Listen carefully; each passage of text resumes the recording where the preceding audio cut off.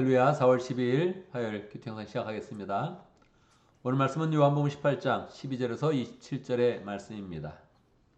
오늘 말씀은 예수님의 그런 마지막 주간에 목요일과 금요일 새벽에 일어난 일을 우리에게 보여주고 있습니다. 우리는 고난 주간에 또 예수님의 그런 마지막 주간에 그런 삶을 살펴보면서 또 예수님의 그런 고난에 깊이 동참하는 시간이 되면 좋겠습니다. 예수님은 감난산에서 군대들과 유대 사람들이 보낸 그런 경비병에 의해서 묶여서 잡혀갑니다. 이 내용들은 공간복음서에 다 기록되어져 있는 그런 그 내용인데 사도 요한은 약 30년 후에 조금 더 디테일하게 본인이 더 자세히 알고 있는 그런 그 내용들을 우리에게 정확히 알려주고 있습니다. 예수님을 체포한 그런 사람들은 예수님을 어디로 데려갔겠습니까? 일반적으로 공간복음에 보면 대제사장의 집에 데리고 왔다 이렇게 이야기했는데 사도 요한은 조금 더 정확히 알려줍니다. 당시에 대제사장은 가야바라는 그런 사람이었습니다. 근데 이 가야바는 로마가 유대를 식민지 통치하면서 대제사장을 바꾸어서 새로 임명된 그런 사람이었죠. 이 사람은 원래 대제사장이었던 안나스의 사위입니다. 그러니까 대제사장의 그런 가문에 있었던 그런 사람이지만 원래는 대제사장이 아니었는데 로마 사람이 임명해서 대제사장이 된 사람이죠. 원래는 이제 그렇게 하면 안 되고 대제사장을 한번 임명이 되면 아론의 그런 후손 가운데서 죽을 때까지 대제사장을 하게 되어 있습니다. 그러니까 대제사장이 죽지 않으면 그들이 유지되게 되어 있는 것이죠. 원래는 안나스라는 사람이 대제사장을 맡고 있었는데 로마 사람들이 자기의 말을 더 잘 듣도록 하기 위해서 그냥 무력으로 그냥 그 대제사장직을 바꾸게 된 것이죠. 사람들의 마음 가운데는 원래 안나스가 대제사장이다 이런 마음을 이제 가지고 있었죠. 또 더구나 또 이 사람이 현재 대제사장의 그런 장인이 되니까 대제사장인 건 가야바도 인정을 해줬던 겁니다. 그래서 예수님은 먼저 안나스에게 데려갔다는 것입니다. 12절의 말씀에 보면 로마 군대 병정들과 그 부대장과 유대 사람들의 정정 견병들이 예수를 잡아 묶어서 먼저 안나스에게로 끌고 갔다. 그렇게 표현하고 있습니다. 예수님이 묶여서 끌려간 것입니다. 여러분 한번 묶여본 적 있습니까? 체포당한 적 있습니까? 묶여서 끌려가서 수갑으로 채워져서 끌려간 다음에 그렇게 감옥에 들어간 적이 있습니까? 아마 대부분 그런 경험은 없겠죠. 그러니까 그 기분을 우리가 잘 못 느끼는 겁니다. 하나님의 아들이신 예수 그리스도께서 이 땅에 오셔서 구원의 일을 펼쳤는데 이 땅에 그런 사람들이 예수님을 알지 못하고 경배도 하지 않고 도리어 묶어서 죄인처럼 예수님을 취급을 했다는 것입니다. 그런데 제자들은 어떻게 했을까요? 그때 대부분 다 도망갔습니다. 도망갔는데 시몬 베드로만 거기를 이제 따라갔다 이렇게 공간복음서에 기록이 되어져 있죠. 사도 요한이 다시 이야기하는 겁니다. 사실은 모든 사람들이 다 베드로만 쫓아가는 줄 알고 있는데 사실은 저도 함께 갔습니다. 그렇게 이야기하고 있는 거죠. 15절에 보면 시몬 베드로와 또 다른 제자 한 사람이 예수를 따라갔다. 그렇게 표현되어 있죠. 또 다른 제자가 바로 사도 요한이 되는 것이지요. 그런데 요한은 원래부터 선주의 그런 집안이었고 돈이 많은 그런 집안이었습니다. 아마 베드로는 자기 배가 없었고 그 요한네 집에 그런 배를 빌려서 어부의 그런 생활을 했을 것입니다. 그러니까 어부 중에서도 요한은 약간 지주 계열이었고 이제 베드로는 그것을 이제 빌려서 하는 그런 일꾼 쪽에 속해 있던 그런 사람이지요. 그래서 사도 요한이 조금 더 이야기해 주는 겁니다. 그 제자는 저는 대제사장과 잘 아는 사이라서 예수를 따라 대제사장의 집 안뜰까지 들어갔다. 사도 요한은 대제사장과 아는 그런 사람이에요. 왜냐면 지주계열이니까 배도 가지고 있었고 돈이 많아가지고 늘 러비도 할 수 있었고 서로 그런 부를 많이 쌓아서 그것 때문에 서로 친분이 있었다는 거죠. 친분이 있었으니까 그 대제사장의 집을 왔다 갔다 쉽게 할 수 있었다는 거예요.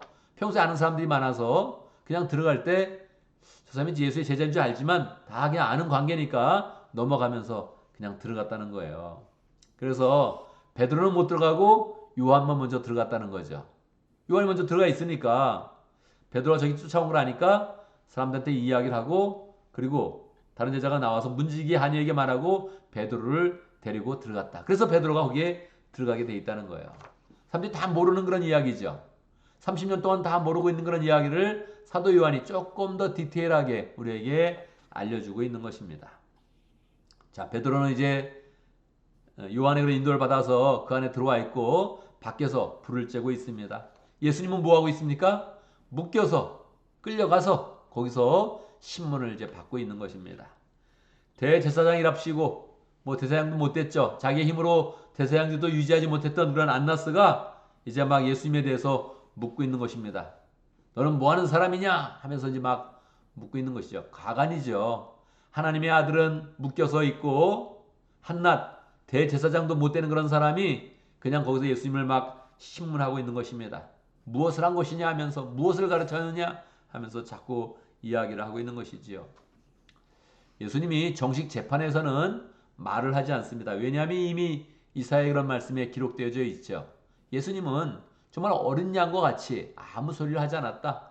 어린 양은 원래 제물로 바쳐질 때에도 끽소리를 하지 않는답니다. 칼을 들이대도 양은 그냥 조용히 죽는데요. 예수님의 그런 그 모습을 예표하는 것이다. 예수님이 재판장에서 로마 법정에서 별 얘기를 하지 않습니다. 본인을 변호하는 그런 이야기를 하지 않습니다. 그런데 안나스의 그런 질문에 대해서는 이야기를 정확히 하시죠. 무엇을 나타냅니까? 예수님의 당당함을 나타내는 것이죠. 예수님이 한낱 사람을 두려워하지 않았다. 한낱 사람의 그런 이 재판 과정을 두려워하지 않았다. 그렇게 이야기해주고 있는 것이죠. 재판 받아봤습니까?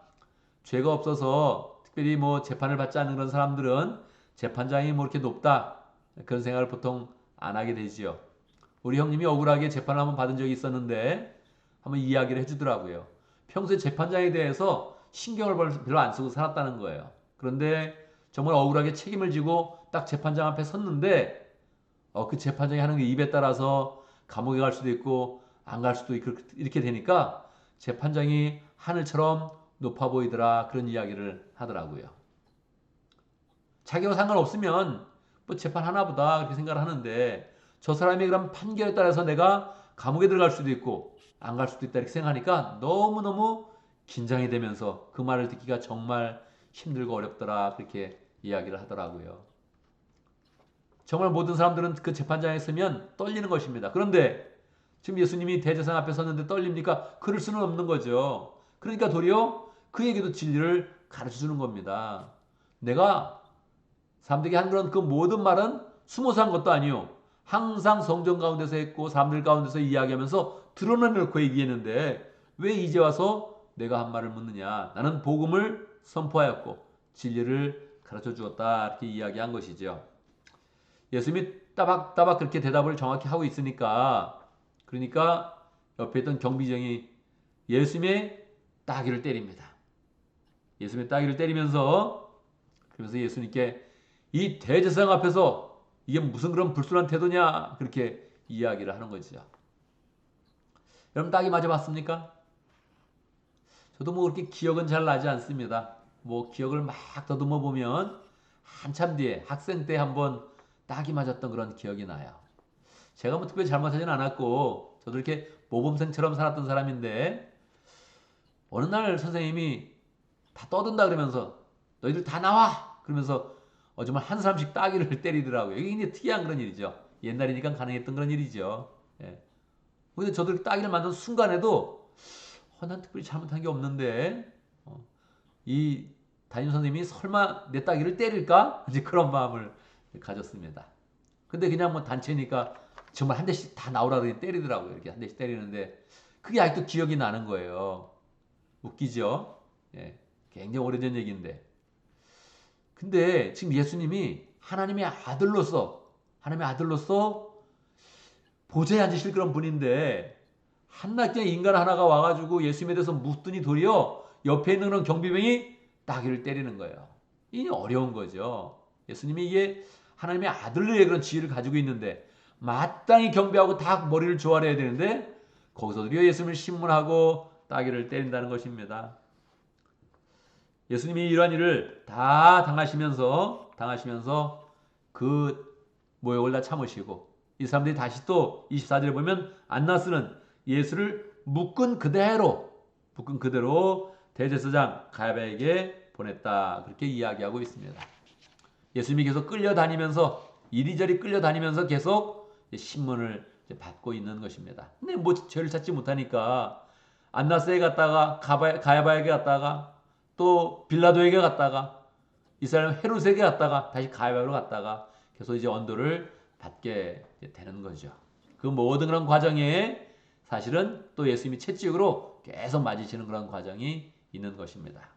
예수님은 이렇게 고난의 길을 계속 걷고 있고 이제 베드로는 무엇을 하겠습니까?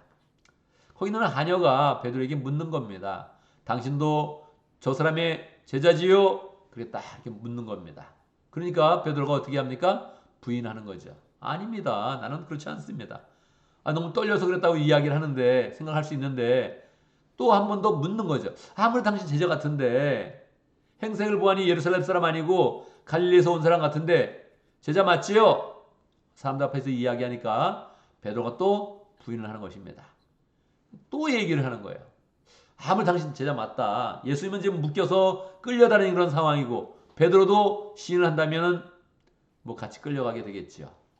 베드로가 계속 부인을 하는데 자꾸 말하고 또 말하고 사람들의 눈빛이 이게 의심하는 눈빛을 보내니까 베드로를 참지 못하고 어떻게 이야기합니까?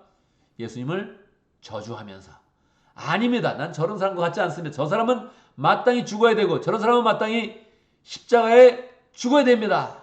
그렇게 이야기를 하면서 부인을 하게 되는 것이죠. 그랬을 때 어떤 일이 일어납니까? 그때 닭이 3번 울게 되는 것입니다. 그때 기억을 하는 거지요. 예수님의 그런 예언을 기억을 하게 되는 것입니다. 베드로의 그런 그 모습은 우리의 그런 그 모습을 보여주고 있는 것이죠. 예수님의 고난, 우리 생각할 수 있지만 실제로 우리 그 고난의 길을 가기가 참으로 어려운 것입니다. 늘 고난의 길이라 생각하면 피하고 싶고 언제든지 우리의 능력은 되지 않는데 우리의 지위도 되지 않고 우리의 삶도 그렇지 못한데 우리는 도리어 영광을 훔쳐서라도 갖고 싶다. 이런 그 마음을 우리는 갖고 있는 것이죠. 그래서 우리가 고난 주간에 이런 그 말씀들을 묵상을 하면서 우리가 그런 그 마음 가운데 주님의 고난에 더 깊이 동참하겠다. 이런 마음을 가져야 됩니다. 예수님의 그런 고난이 다 나 때문인 것인데 우리 때문인 것인데 그걸 우리가 외면하고 우리는 막 살아가고 예수님은 혼자서 계속 끌려다니면서 신문을 받으시고 채찍에 맞으시고 고난을 받고 있다면 이게 너무나 억울한 일이죠. 우리 그런 삶 가운데서도 억울한 일이 있으면 참기가 힘들고 분한 그런 마음이 드는데 우리 주님이 이렇게 억울한 일을 당하고 있을 때 우리 때문에 억울한 일을 당하고 있을 때 우리가 너무 우리 그런 삶 가운데 잡히지도 않는 그런 그 영광을 찾겠다고 막 쫓아가는 그런 삶이 너무나 우스운 삶이 되는 것이죠. 그래서 오늘 하루 더 주님의 고난 깊이 묵상하고 주님이 나를 위해서 당하신 그런 고난인데 내가 더 깊이 묵상하면서 감사하고 주님의 은혜를 간직하겠습니다. 이런 마음을 가지면 좋겠습니다. 그냥 막연히 내 고난 동참하겠다 생각하지 말고 금식하는 게 가장 좋은 방법입니다. 주님과 동행하는 그런 방법이죠. 저도 오늘 또 한 끼를 금식하려고 합니다. 계속적으로 금식을 하면서 주님의 고난을 더 깊이 생각을 하고 또 주님과 동행하는 그런 가운데 더 주님의 그런 은혜를 느끼는 하루가 되면 좋겠습니다. 오늘도 말씀 가운데 기도 제목 붙잡습니다. 베드로의 이런 모습 보면 베드로가 왜 그랬을까 이런 마음을 갖고 있지만 우리의 그런 삶 속에서도 목숨을 위협당하는 그런 상황이 있다면 우리는 어떻게 하겠습니까? 그대로 믿음을 지켜내겠습니까? 그냥 마음으로는 되지 않는 것이고 사람의 그런 생각으로 되지 않는 것이고 주의 은혜 가운데 잘 되어야 되는 것인데 우리가 주님을 부인하지 않고 늘 주님을 인정하고 주님께 우리의 믿음을 고백하면서 축복의 길로 잘 나갈 수 있도록 그렇게 함께 기도합니다. 오늘 목장을 위해서 기도하는데 실크로도 목장을 위해서 기도하겠습니다. 김지희 목자님, 주임미 목녀님, 목원들과 정성선님 위해서 함께 기도하도록 하겠습니다. 오늘 우리 교인들 위해서 기도합니다. 우리 교인들 모두 그냥 아무 생각 없이 사는 것이 아니라 고난 주간인데 더 은혜 가운데 잘 지내고 또 함께 금식도 하면서 주님의 고난에 동참하고 주의 은혜를 누리는 그런 복된 삶을 잘 살아갈 수 있도록 그렇게 함께 축복하며 기도합니다. 제가 먼저 기도하고 함께 기도하는 시간 갖도록 하겠습니다. 기도합니다. 우리 주님의 은혜와 능력과 사역을 찬양합니다. 하나님의 아들로 이 땅에 오셨지만 영광 받는 길로 가지 아니하시고 기꺼이 고난 받는 길로 나아가시고 모욕과 냉대를 받아도 참아내시면서 우리의 죄를 다 씻으신 예수님의 그런 사역을 찬양합니다. 주님이 우리를 위해서 고난을 받으셨는데 주님 우리가 그것을 깊이 감사하면서 주님의 은혜 가운데 거듭나지고 구원의 그런 믿음을 갖게 되어지고 하나님의 말씀을 받게 된 것 기뻐하는 그런 가운데 주님을 더 찬양하고 주님과 동행하며 영생의 길을 담대히 나갈 수 있도록 역사하여 주옵소서. 말로만 주님과 함께하는 것이 아니라 구체적으로 우리 그런 삶 가운데 고난을 체휼하면서 주님의 고난의 의미를 더 깊이 생각하고 찬양하는 복된 삶 살 수 있도록 인도하여 주옵소서.